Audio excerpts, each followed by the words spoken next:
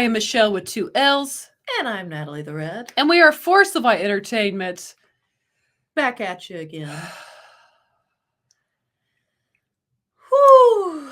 And we are here. Yeah. You really do need a good sigh. We are in here. These situations. We are here to continue our coverage of reviewing Obi-Wan Kenobi.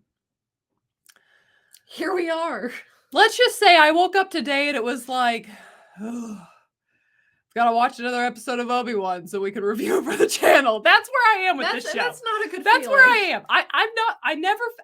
I used to wake up excited to watch The Mandalorian. Me too. Was like, yes, we get it. It's Friday. We get another episode of Mando.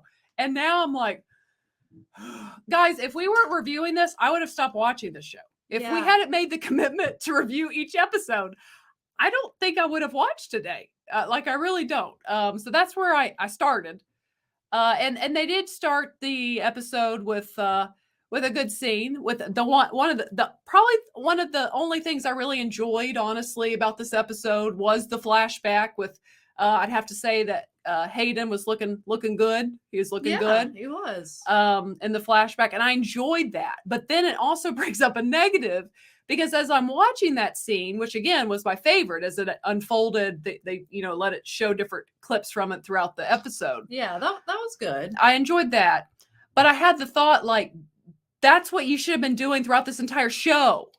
Yeah. That shouldn't have been kept till episode 5. Like, because again, the focus of the show should have been, I don't know, say Obi-Wan Kenobi, which is the name of the show. And then also his main nemesis, Vader.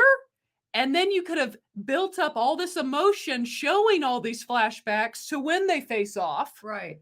As we talked about with Matthew Kadish in our Stranger Things versus Kenobi video that we did. Check it out. We'll link it down below. Yes, how you have to have setup and then a payoff. And had they done how they started this first episode throughout all these episodes, there would have been a much better payoff had they kept setting it up like that. Everyone would have enjoyed multiple showing us little flashbacks in each episode of the two of them. I really enjoyed that. Would have enjoyed more of it. Is what I'm trying to get at. Instead, we are here. We are here now. And here, for me at least, I told Michelle, actually, when we were just briefly discussing the episode a few minutes ago, about like 15 minutes into the episode, it's just like, what's going? Oh, I don't care. And I mean, I hate to be that blunt, but it's like it already kind of lost me. Yes. And then, I guess the episode got a little better as it went on, but there's things that's up to personal interpretation. There's things I liked about that. Again, really, the main thing I liked about this episode was just the flashback scene. Really, you're like, really, it was the one. It was that one thing, and even at that, again, it made me think, why haven't we done more of this and focused on these two characters throughout this show? Because eventually we get into Reeva, and we'll get into that in a minute. Reeva, I mean. I will say, I think the one good planning they had with all this was little Lola being used as the Trojan horse situation, the little droid. Oh, yeah, that's right. That was Princess Leia's favorite little droid. She's had it throughout the series. So they actually put some thought into that. I appreciate thought. Putting that droid to use. Yeah, I appreciate thought in this. But yeah, so much of this episode, again, besides the flashbacks, it's like a lot's going on, but nothing's happening, is how I felt watching this. Did you get what I'm saying? Yeah. It's like stuff's happening, but nothing's really happening. And then I feel like the Reeva thing was very predictable at this point. Okay. So painfully. So like only 4-year-olds didn't see that one coming. And some 4-year-olds probably saw this one coming. And even when she did kind of turn good, it didn't even really have this good feeling about it. No, it didn't. It was like, okay.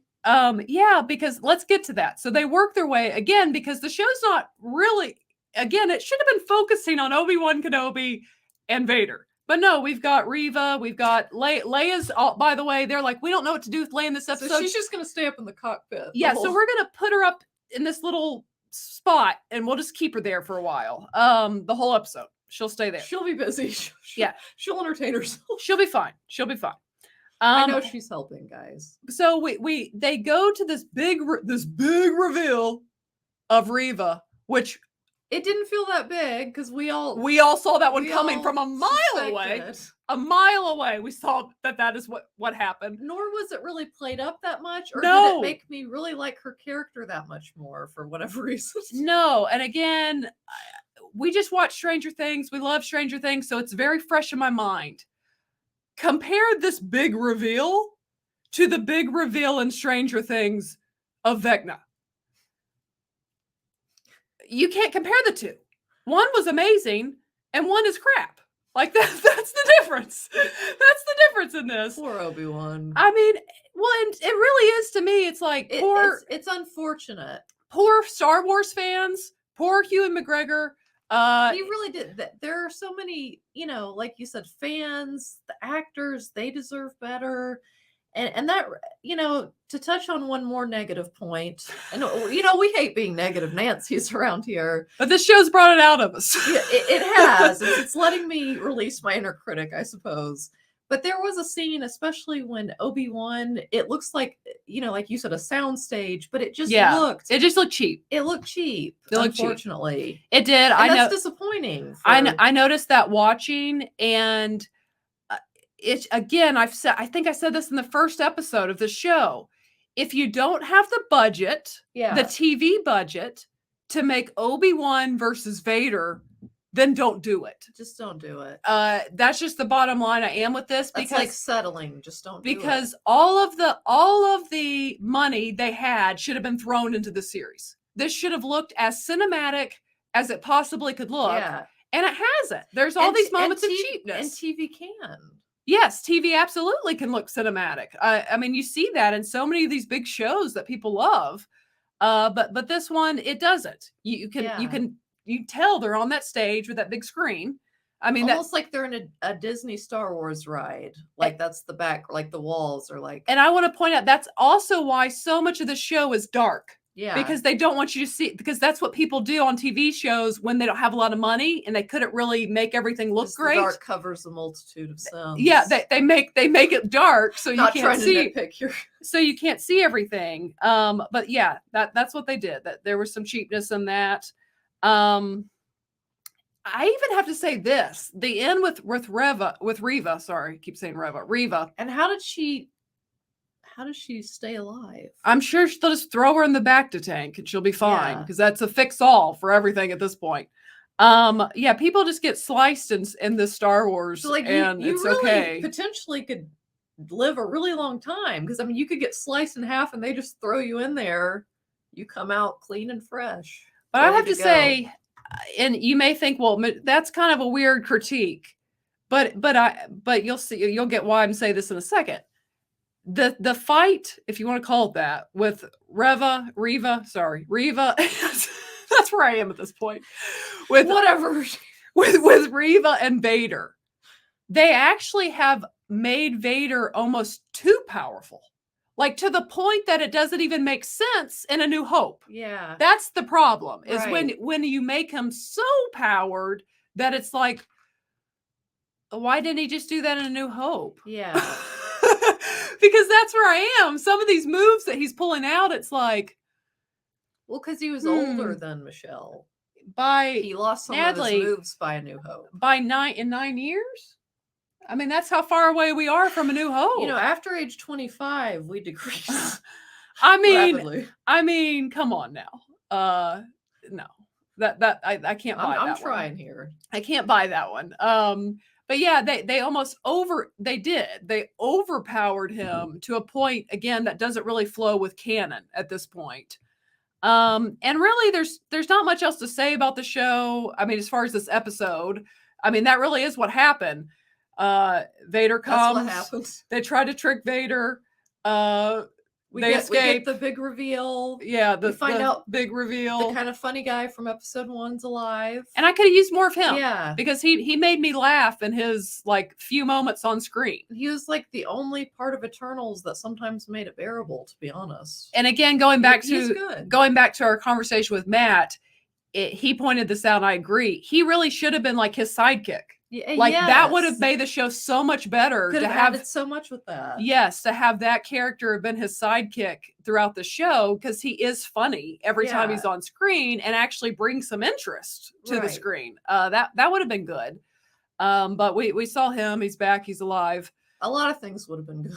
And now it kind of ends, and I guess Reeva, because she didn't really turn good, so I guess now she's going to go to try to kill Luke. So so that why? I guess to pay back Vader. Yeah. Like, you killed all my friends, so I'll kill your son that you don't know is alive.